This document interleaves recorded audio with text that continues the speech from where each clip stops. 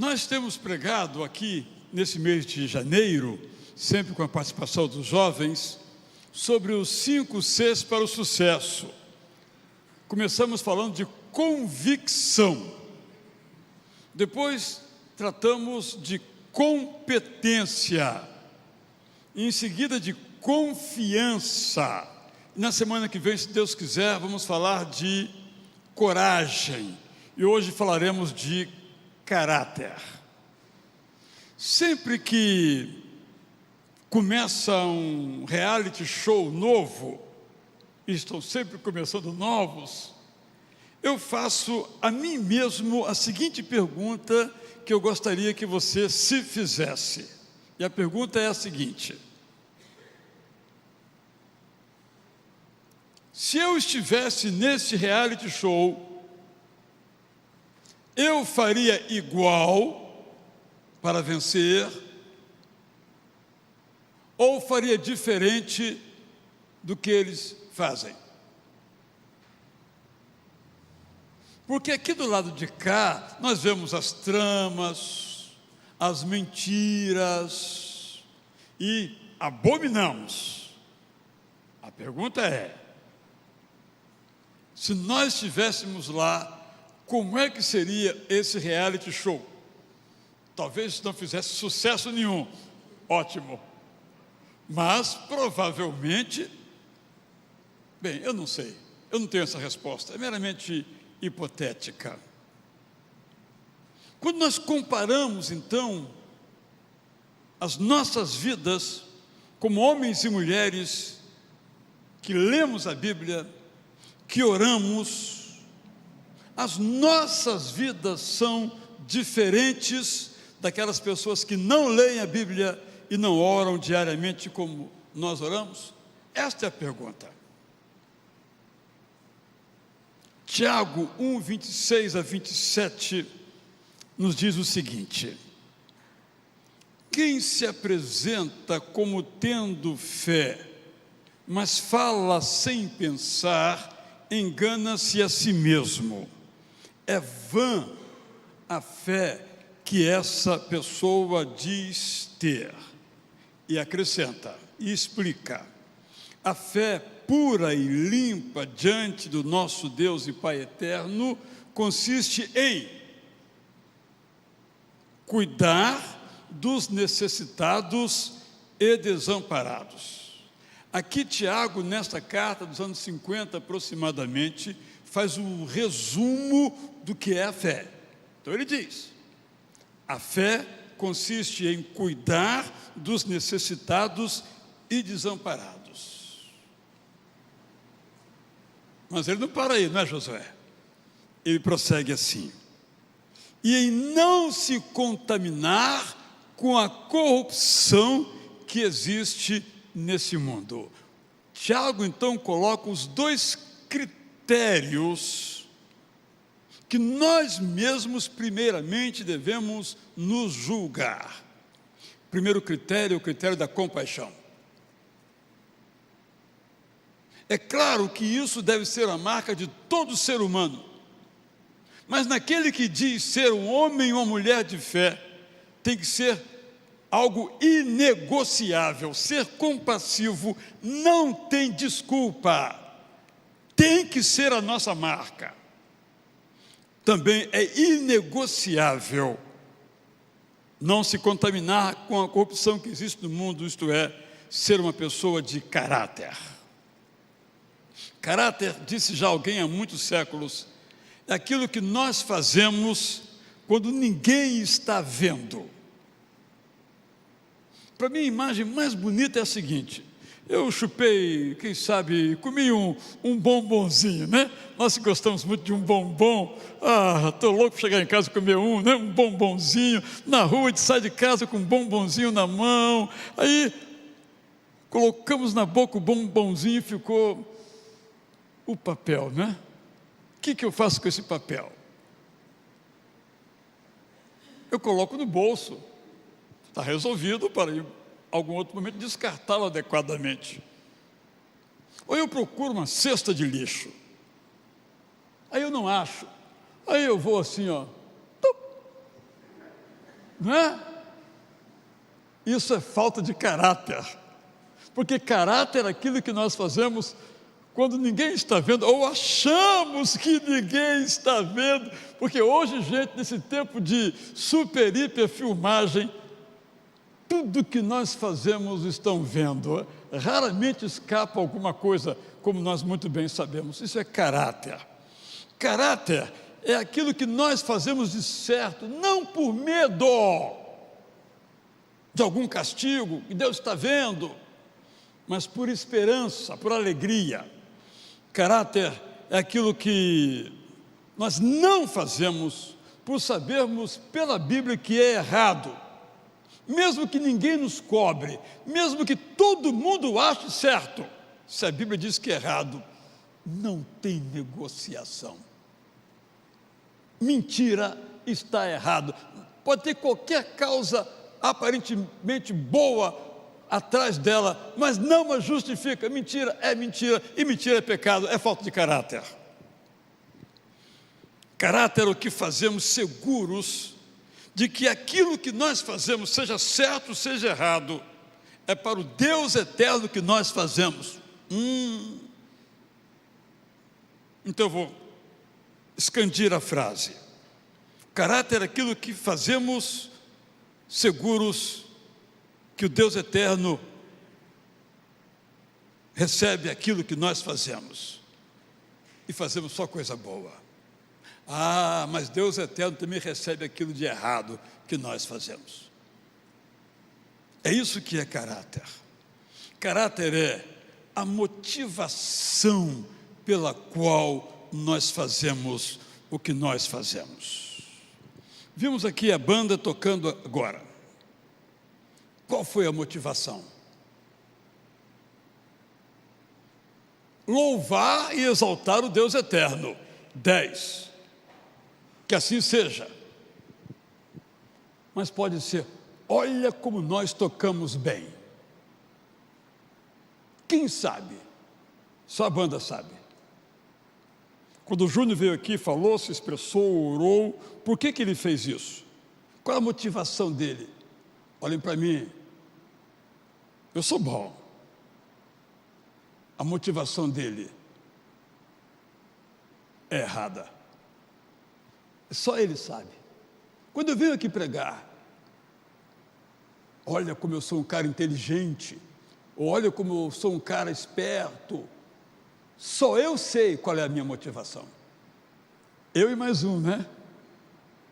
Isso que é caráter, não é? Porque publicamente podemos fazer de tal modo que nos olhem como pessoas assim, pessoas daquele outro modo, mas eu sei, nós sabemos e Deus sabe. Então, quem tem caráter não bajula para vencer. Essa é a regra do jogo. Mas quem tem caráter não joga essa regra. Quem tem caráter não pisa para subir. Essa é a regra do jogo. Mas não é a regra de quem tem caráter. Quem tem caráter não explora o outro para lucrar mais. Essa é a regra do jogo. Esfola, arranca. O que importa é o lucro. Veja o caso agora das grandes empresas de tecnologia, demitindo milhares de pessoas, afetando a vida de milhões de pessoas. Mas quantos bilhões ganharam no ano passado? Em que a maré estava boa, mas agora está menos boa, cortamos. O que interessa é o lucro e nada mais. Isso é falta de caráter. Empresa também pode ter caráter. Quem tem caráter não humilha para se exaltar. Você não vale nada. Eu é que sou forte, sábio e poderoso. Não, quem tem caráter nunca humilha. Quem tem caráter não corrompe para conseguir o que deseja. Quem tem caráter não engana o outro para receber o que quer. Quem tem caráter diz, então, claramente, Tiago, não corrompe e não se deixa corromper. Uma vez, uma pessoa muito próxima conversou comigo sobre um bom dia em que eu escrevi. Nesse bom dia, eu digo que é muito fácil falar de viver corretamente, dignamente, só que estamos dirigindo no limite além da velocidade. Aí o guarda nos para. E a nossa ética vai para o espaço. Porque nós então sugerimos ou aceitamos uma proposta de conversar sobre o nosso excesso de velocidade. Conversar, nós sabemos o que significa esse verbo. Ele disse o seguinte: Israel, aquele seu bom dia foi interessante, que eu discuti com os meus filhos a esse respeito. Eu estava indo para um certo lugar, eu não sou de correr, mas aquele dia, por alguma razão, eu estava correndo muito, o guarda me parou. Aí ele disse: olha, sua multa é X, a menos que a gente tenha uma conversa. E ele disse: eu aceitei a conversa dele. Aí depois eu cheguei em casa, meus filhos viram aquilo, eu disse: olha, meus filhos, a gente fala muito disso, daquilo, de como a corrupção lá e cá, mas olha aquilo que eu fiz. Era exatamente o bom dia que eu tinha escrito, e ele estava usando aquilo para comentar com os seus filhos. Porque isso é corrupção. Um corruptor e um corrompido que são iguais. Como é que alguém pode falar mal do guarda? Desse eventual guarda, nem todos são assim, que fazem isso. Porque ele não faz sozinho.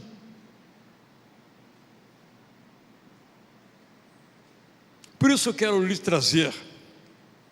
ler um salmo para vocês.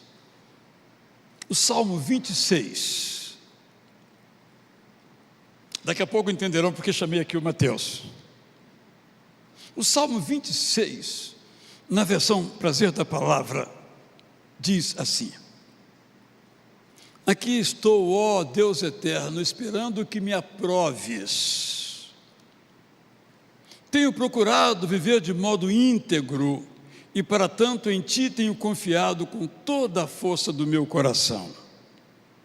Eu te peço que me examines, que me investigues nas minhas ações e também nas minhas intenções.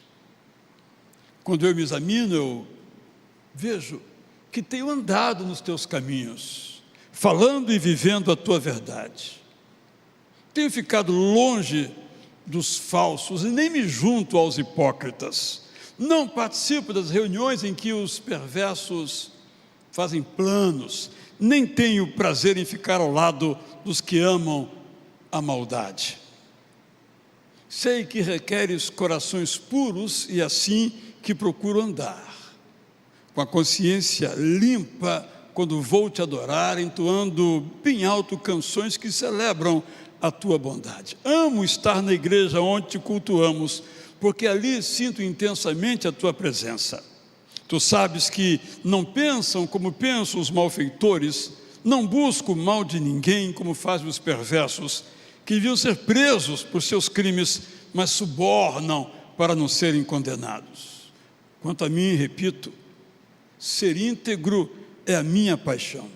Trate-me com compaixão e me ajuda a ficar firme, mesmo que escorregue o chão. Quero cantar louvores a Ti, junto com todos os que Te amam. Que oração! É a minha, chega em casa depois, pega esse salmo, sublinha, marca e diga: é assim que eu quero viver. À luz disso, então, eu resolvi lhes trazer um convite a estabelecer ou continuar estabelecendo compromissos pela integridade. Primeiro compromisso: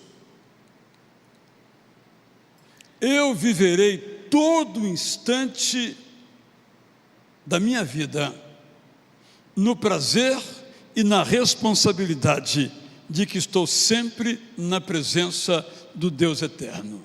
Penso, Mateus, que esta é a verdade que faz a grande diferença na nossa vida. Se eu sou íntegro na igreja, porque Deus está na igreja, eu preciso ter a plena consciência que Deus está onde eu estou. Lá na minha empresa, lá na minha escola, lá no meu lazer, lá no meu futebol. Pastor Oseni joga futebol. Pastor Oseni, preste bem atenção, Deus está lá também, não é só aqui não, quando você vem pregar não, está lá também. Aquela canelada que você dá, Deus está vendo. Não é o caso, eu não tenho esses relatos, eu só estou brincando com ele, porque a gente às vezes, né, Mateus, separa. Deus está aqui, aqui é um lugar santo, certo? Deus está aqui, estou na tua presença, Senhor, é verdade, mas Deus está também lá na repartição pública. Você está de férias? Está de férias? Deus também está aí com você. Essa consciência que nos faz pessoas íntegras. Por isso é extraordinária aquela palavra de José, chamado José do Egito, para distinguir do José, pai adotivo de Jesus. Quando ele tem a oportunidade de satisfazer nos prazeres que lhe eram oferecidos, ele diz: como é que eu faria isso com o meu Deus? Como assim? Era a mulher que o estava seduzindo, não era Deus? Mas ele tinha consciência que onde ele estava, ali na casa onde trabalhava para Potifar e sua família, Deus estava presente. Então viver nesta consciência prazerosamente, não é pensando no pezinho onde eu piso, para que o salvação do céu está olhando para você, não é nesse sentido não, também nesse sentido, mas sobretudo no sentido que a alegria, onde eu estiver, eu estou na presença de Deus. Se lembra da mulher samaritana? Bem, nós aprendemos que para adorar ao Senhor nós temos que ir no Monte Gerizim. Aí Jesus diz: olha, minha filha, chegou a hora, não é no Monte Gerizim e nem no Monte Sião em Jerusalém, é onde você está, é que você adora a Deus. O culto é só um momento de culto coletivo, que há que ser a continuidade do culto do nosso dia a dia, desde quando a gente se levanta: o que eu acordei hoje, né? E dormir mais um pouco. Deus está ali com você, dizendo: vamos lá, garoto, vamos lá, menina, vamos, tem muito para fazer hoje, vai ser um dia diferente na sua vida. Ele está ali com você. Segundo compromisso: eu conhecerei a expectativa divina para a minha vida, como apresentada nas Sagradas Escrituras. O que é que Deus espera de mim? Aí nós temos um monte de versículos, conhecemos alguns de cor. Não é o que os meus colegas esperam de mim, o nível é baixo demais. Não é o que minha família espera de mim, não é o que o meu pastor espera de mim, não é o que a sociedade espera de mim, que isso muda toda hora, gente. Mas o que Deus espera de mim, o que Deus espera de nós, não muda jamais. O que Ele espera de mim? Ele espera que eu seja compassivo. Só para dar um exemplo da Bíblia, que é Atos Tiago 1, 26 e 27, e que eu não me corrompa e nem corrompa. Além de muitas outras recomendações, como o Sermão do Monte, ser amante da paz, promover a paz, entre tantos outros aspectos.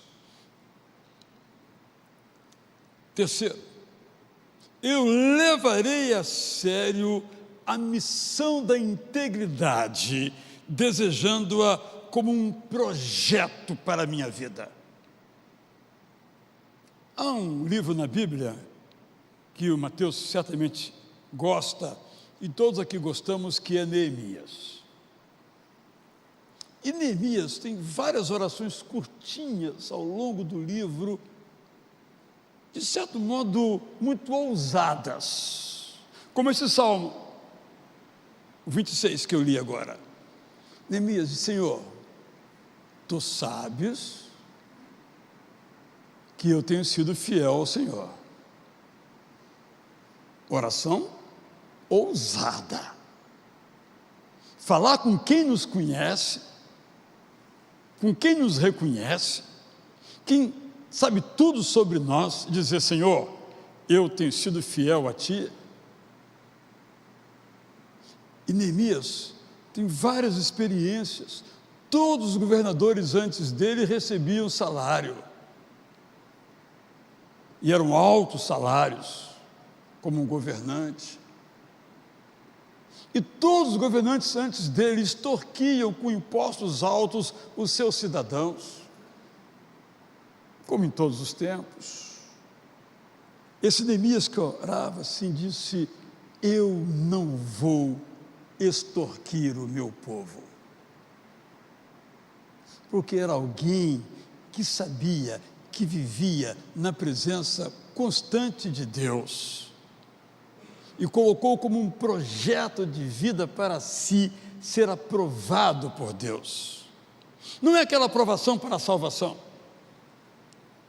essa já tivemos, é a aprovação da continuidade da nossa vida. Quarto, eu orarei por integridade, desejando ser então sondado pelo Espírito Santo, em quem não há engano. Sonda-me, ó Deus, sabemos de cor, conhece o meu coração, prova-me, conhece os meus pensamentos. Senhor, vê se há em mim. Eu não estou conseguindo ver, eu já perscrutei tudo, já analisei tudo, mas eu não estou percebendo. Senhor, há em mim algum caminho mau? Na motivação, por exemplo, os atos nós conseguimos perceber, mas as motivações nossas? E guia-me pelo caminho eterno. Eu li aqui os versos finais do Salmo 139, o Salmo do Mateus. Se algum dia escrevesse assim um livro, seria assim: o Salmo do Mateus, para comentar o Salmo 139. Pastor, o Salmo 139 aborda tudo o que o irmão falou hoje. Este salmo, eu o dividi em 4 blocos. De 1 a 6, eu pergunto: quem sou eu? E respondo: sou alguém que Deus conhece. Diz assim, Rafa, coloca aí por gentileza, de 1 a 6.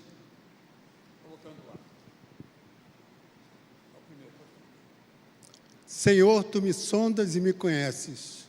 Sabes quando me assento e quando me levanto. De longe penetra os meus pensamentos. Esquadrinha o meu andar, o meu deitar e conhece todos os meus caminhos. Ainda a palavra não chegou à língua e tu, Senhor, já conheces toda. Tu me cercas por trás e por diante e sobre mim pões a mão. Tal conhecimento é maravilhoso demais para mim e sobre modo elevado não posso atingir. Não tem como fugir do Senhor. Não tem. Sem chance. Então eu posso achar que estou enganando, mas estou me enganando. É verdade. Auto-engano. De 7 a 12, eu pergunto assim: onde está o Deus que me conhece? Eu respondo: Deus está perto de mim. Olha o que diz: para onde me ausentarei do teu espírito? Se subo aos céus, lá estás. Se faço a minha cama no mais profundo abismo, lá estás também. Se tomo as asas da alvorada e me detenho nos confins dos mares, ainda lá me haverá de guiar a tua mão e a tua destra me susterá. Se eu digo as trevas com efeito me encobrirão e a luz ao redor de mim se fará noite, até as próprias trevas não te serão escuras. As trevas e a luz são a mesma coisa para ti. Esse é o Deus da criação. Como diz de 14 a 18, graças te dou, visto que por modo assombrosamente maravilhoso me formaste. As tuas obras são admiráveis. A minha alma o sabe muito bem. Os meus ossos não te foram encobertos. Quando no oculto fui formado e entretecido como nas profundezas da terra. Os teus olhos me viram a substância ainda informe. E no teu livro da vida foram escritos todos os meus dias. Cada um deles escrito e determinado, quando nenhum deles havia ainda. Que preciosa para mim, ó Deus, são os teus pensamentos, e como é grande a soma deles. Se contasse, excederia o grão de areia, contaria, sem jamais chegar ao fim. Pastor, saber que o meu nome, que o meu ser, antes de eu nascer, já tinha sido programado por esse Deus, eu costumo dizer o seguinte: não dá para deixar brecha. Se a gente deixar brecha na nossa convivência com o nosso funcionário, na nossa convivência com quem que a gente esteja, para fazer alguma coisa errada, nós não vamos estar escondendo o que ele está vendo. E depois que a gente deixou a brecha, para fechar fica difícil. Mas eu queria falar sobre o último texto. O que fazer diante da realidade do mal? 19 a 24 diz assim: tomara, ó Deus, desse cabo do perverso, apartai-vos, pois, de mim, homens de sangue. Eles se rebelam insidiosamente contra ti, e como teus inimigos falam malícia. Não aborreço eu, Senhor, os que te aborrecem, não abomino os que contra ti se levantam. Aborreço-os com ódio consumado, para mim são inimigos de fato. E aí vem a minha oração diária: sonda-me, ó Deus, e conhece o meu coração. Prova-me e conhece os meus pensamentos. Vê se há em mim algum caminho mau e guie-me pelo caminho eterno. Essa é a minha oração diária, pastor. E eu tenho 2 textos que eu gosto muito. Eclesiastes 9, 10. Tudo que vier a tua mão para fazer, faze-a conforme as tuas forças. Deus não vai fazer aquilo que a gente pode fazer. E o que a gente vai fazer, principalmente se for para Deus, tem que ser o melhor. O máximo que a gente puder dar, a gente deve dar. E também, no relacionamento, Tiago 1,19, sejamos prontos para ouvir, tardio para falar e tardio para se irar, porque o julgamento com ira não provém de Deus. Nós que temos relações com funcionários, o pastor sabe que há 26 anos eu tenho uma empresa, né? E eu digo para os meus funcionários assim: trabalho com estacionamento. Se você foi fazer uma manobra e por acaso arranhou um carro de um cliente, quando ele chegar, não deixe ele ver, se antecipe, vá na direção dele e diga: olha, eu peguei o carro, infelizmente, arranhou, e nós vamos resolver o problema. porque é muito desagradável a gente se sentir enganado. Sair, por exemplo, do estacionamento, chegar em casa, ver, e aí, poxa, e normalmente, quando acontece isso, dizem logo que foi no estacionamento. Mas aí quando a gente tem câmera, vamos verificar, foi aqui. E aí eu procuro aquele que, por que você não falou, deixou o cliente voltar, né, para reclamar? E eu digo também, tudo que a gente receber tem que ser registrado. Como é que eu vou reclamar do governo que faz isso ou aquilo se eu não ajo com honestidade? Mas com esse salmo diz o seguinte: não adianta eu me esconder. Se eu for lá para o alto, for lá para o fundo, Ele está vendo. E aí é pedir essa oração final. Vê se há em mim algum caminho mau. Me guia, Senhor, pelo caminho reto, pelo caminho eterno. Mateus, você falou da brecha, de deixar uma brecha. Imagino que você esteja falando de alguma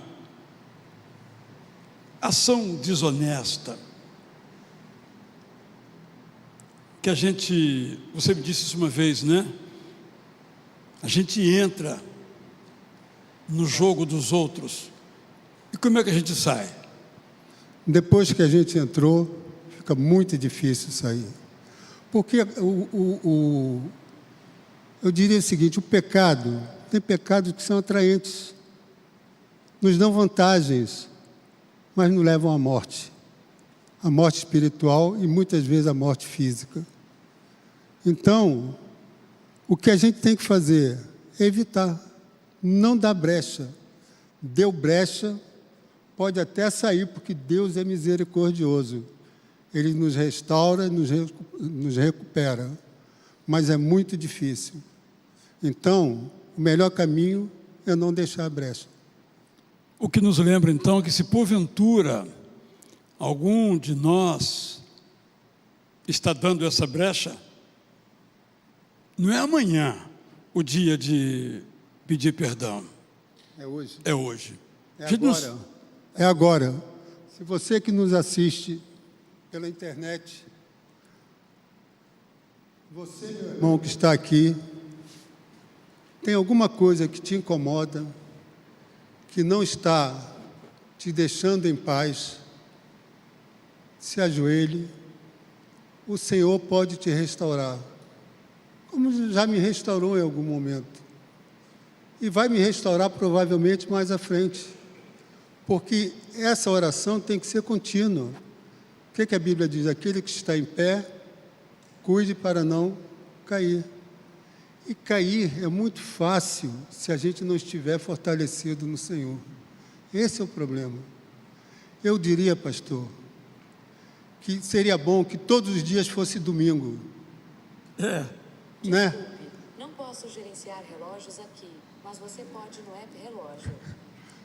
É doido o negócio aqui, entendeu? Não pedi nada, ele ouviu a sua palavra e já foi pesquisar alguma coisa que você disse aí. Mas repete então aí. Não, então eu digo o seguinte, para mim não há domingo. Para mim todos os dias são dias que eu tenho que estar diante do Senhor. Todo dia é domingo? Todo dia é domingo. Aqui é um momento em que a gente se reúne. Mas o dia do Senhor, segunda, terça, quarta, quinta, sexta, sábado e domingo. Se não for assim, eu tenho aquele dia que eu posso fazer algumas coisas e outro que eu não posso. Aí estou deixando brecha. E aí não passa por essa oração, né? Fica difícil. Fica difícil. Obrigado, Mateus. Excelente o seu testemunho, a sua ajuda, irmãos. Mateus lida numa área, como todas as áreas, muito competitiva. Conseguir um estacionamento, uma empresa que faça contrato com ele é muito difícil. E é isso que ele falou da brecha. Às vezes, há sim algumas vantagens para você fazer o acordo com aquela empresa. Aparentemente vantagens. É isso que ele está dizendo. Mas há muitos anos, quando ele explorava, é o termo que se usa, não é? um grande estacionamento aqui em nosso bairro. Eu, como não sou nada falante, né? Cheguei e perguntei para o atendente lá do estacionamento: você conhece o Mateus? O empregado dele. Eram muitos, né? Ele falou: não. O Mateus, aquele que é cristão. Quinto compromisso: eu me esforçarei para ser íntegro, não para ser abençoado por Deus. Porque o Antigo Testamento, as pessoas criam assim: eu vou ser íntegro e Deus vai me abençoar. Mas o Novo Testamento já nos abençoou e diz para que nós devemos ser íntegros, não porque seremos abençoados, mas porque já fomos abençoados. Então a nossa salvação, se eu pudesse usar essa expressão, requer de nós uma vida íntegra. Então eu vou me esforçar não para ser íntegro, eu vou me esforçar não para ser íntegro, não para ser abençoado, mas porque eu já fui abençoado. Vou pedir ao nosso grande Rafael para colocar só os 5 compromissos. Eu vou pedir a vocês que, por gentileza, repitam-nos comigo. Primeiro compromisso, então, vamos juntos: viverei todo instante da minha vida no prazer e na responsabilidade de que estou na presença do Deus eterno.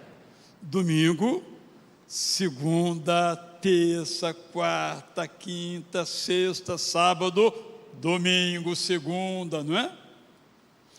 Segundo compromisso, tem um errinho aí meu, né? Vamos corrigir. Conhecerei a expectativa divina para a minha vida, como apresentada nas Escrituras Sagradas. Como eu sempre digo, tudo aquilo que Deus nos pede nas Escrituras para viver é para o nosso bem.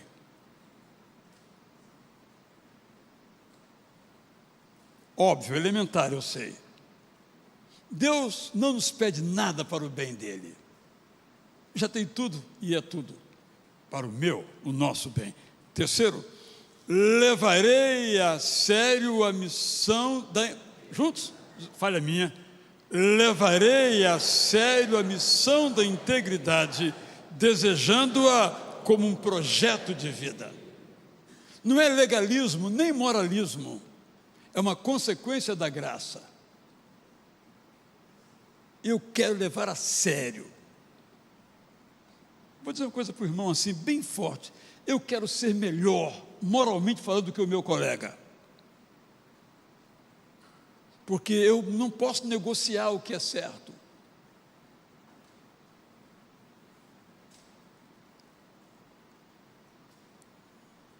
Quarto, orarei por integridade, desejando ser sondado pelo Espírito Santo, onde não há engano. Ele sondou. Eu posso falar o que eu quiser, achar o que eu quiser, pode até me aplaudir porque eu sou um cara perfeito, mas quando ele me sonda, já contei isso aqui uma vez, quando eu era assim, da idade aqui sua, né? Eu morava numa casa de madeira e eu morava de frente para a rua, sol da manhã, uma delícia. Eu gostava de acordar tarde. Velhos tempos. E aí, quando eu acordava, abria meus olhos, a luz penetrava para dentro do meu quarto. E quando eu olhava para aquele feixe que se formava, o que é que eu via? Sujeira, impureza. A luz acesa eu não via nada, mas quando dava aquele foco da luz que vinha lá de fora, eu via o pozinho dançando. É exatamente quando o Espírito Santo nos sonda, o pozinho dançante aparece. Não, vamos varrer. Por último, Eu me esforçarei para ser íntegro, não para ser abençoado, porque já o fui. Então vou pedir que as mulheres coloquem na sua voz feminina e os homens íntegra, íntegro, abençoado, abençoada, para ficar bem claro o nosso compromisso. Eu me esforçarei para ser íntegro, não para ser abençoado, mas porque já o fui. É um compromisso de fé. Eu estou seguro, estou muito tranquilo com relação a isto, porque eu sei que é o compromisso dos irmãos e das irmãs. Só não podemos achar que já chegamos lá. Estamos a caminho. Então temos que orar: Senhor, põe a tua luz aqui, ilumina meu coração, ilumina a minha motivação, ilumina a minha inteligência, ilumina o meu relacionamento, ilumina. Se tiver alguma coisa impura, que apareça. E, Senhor, varre, acabe com isso, para que eu possa seguir pelo caminho eterno. Vamos ficar em pé e vamos cantar essa expressão de fé, que o nosso desejo é romper em fé. Mas o que é a fé? Segundo Tiago, o que é a fé? Compaixão e caráter. Romper em fé não é cantar bonito, embora inclua. Romper em fé não é confiar que Deus vai resolver o seu problema, porque inclui. Romper em fé é romper também em misericórdia, em compaixão, é romper também em integridade, em caráter, porque nós somos uma vida só. Não temos como separar o domingo da segunda-feira, certo? Então, seja esta a mais profunda convicção do nosso desejo, seja isso que nós queremos para a nossa vida.